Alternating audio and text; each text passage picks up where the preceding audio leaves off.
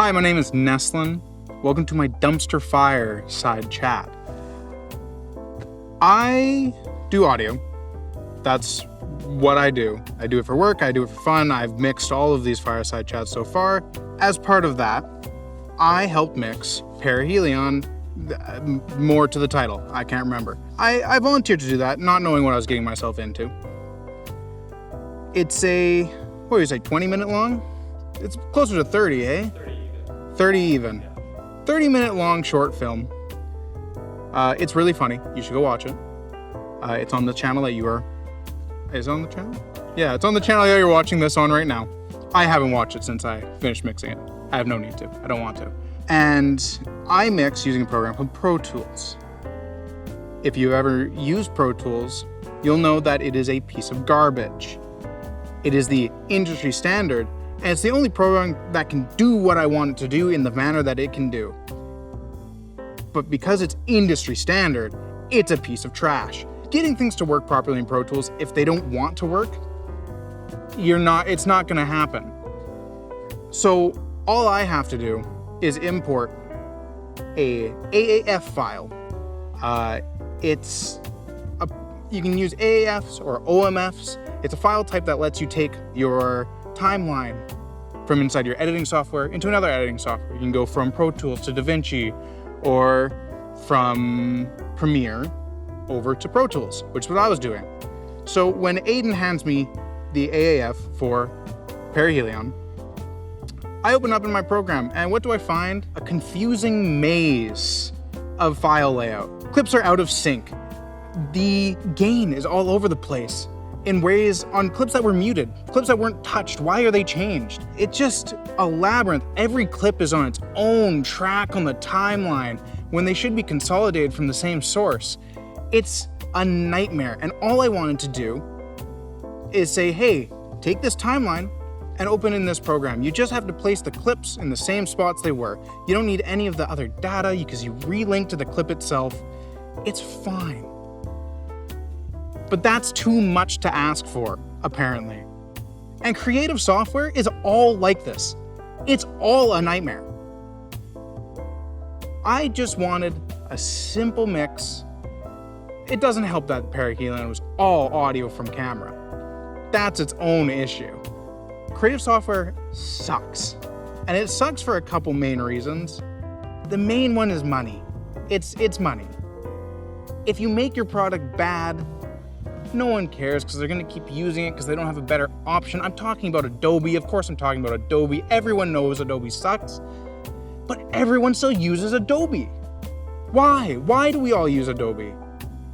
Well, we all know how to use Adobe. We're stuck on Adobe. That's why we use Adobe. Adobe gives you massive discounts in schools and institutions, so you learn on it, and then you enter the industry, and you keep using it because it's what you know and it's what everyone else is using. And if the people you're working with are using Adobe, you have to use Adobe so you can interface with their projects. So you don't have to deal with Perihelion being a 30-minute mix that took me more time than it was worth to sort out to a point where I could tell what was happening. Why is a tool industry standard if it sucks? Is it just because it's been around for a long time? Yeah, that's about it. Since Adobe launched Illustrator in the 1980s, you would buy the program and you would own the program. It would come on an installed disk. They did this all the way up till 2012, 2013 with Creative Suite 6. With all of your standard programs you can think of, your Illustrator, your Photoshop. Flash is its own entity. They killed that. It's lame. It's separate. But in 2013, Adobe wanted more money. So they switched to a subscription model. With Creative Cloud Pro, it's about $70 a month on the annual plan. If you're just paying the monthly plan, I don't even know how much that is. I think it's about $90. It's absurd. Photoshop, just Photoshop, from the Creative Suite 6, when you buy it and you own the program, was $700. That's expensive.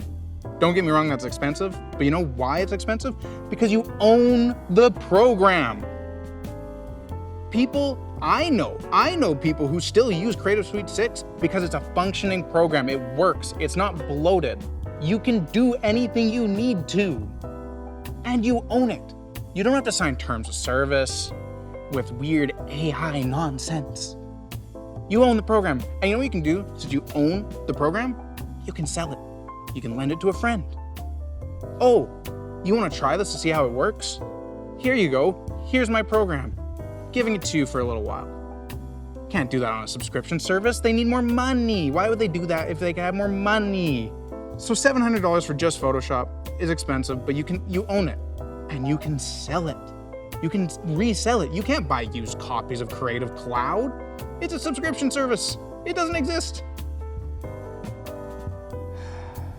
In 2013, $700, that's a good chunk of money. Now, for just Photoshop, it's $360 a year. 2 years of using the Photoshop, and you've paid the same amount. Sure, it sounds less off the bat, but if you're gonna use the software, and if you're someone buying Photoshop, you're probably using it quite often. You can do lots of stuff in Photoshop.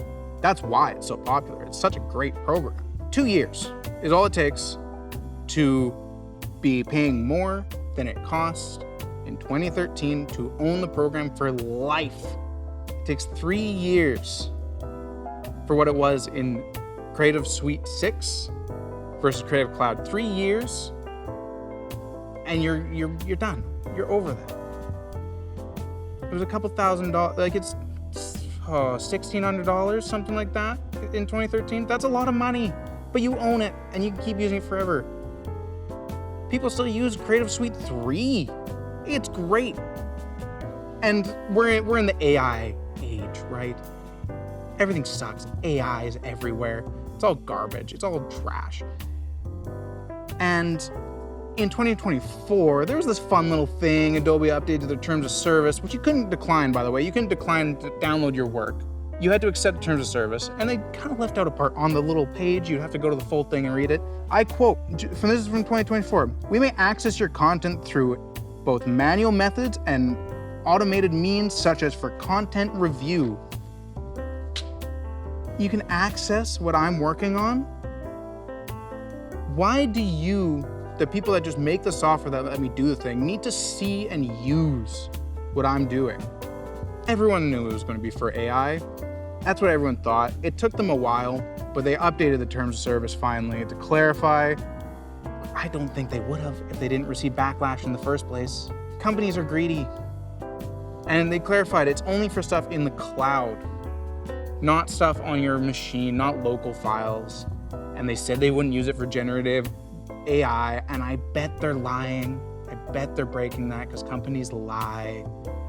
They said they're only gonna use anything uploaded to Adobe stock. Who cares? Who cares?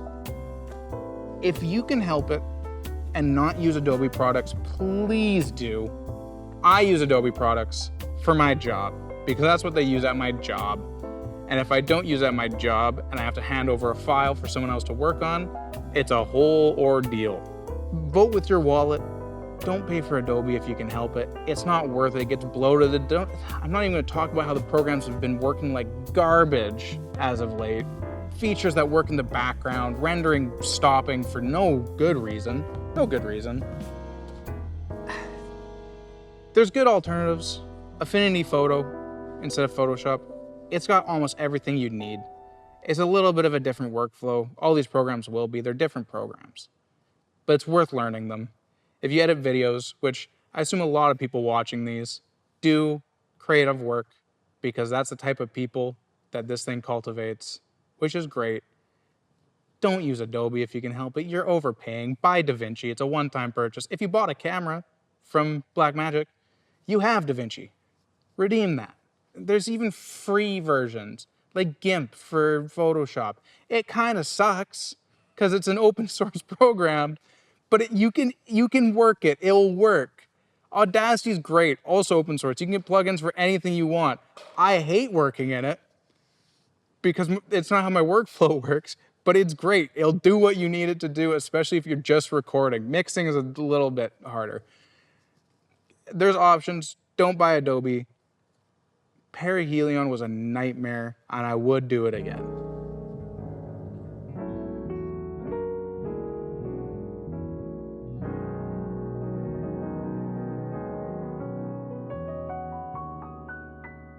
But Adobe really grinds my gears. I hate Adobe, man.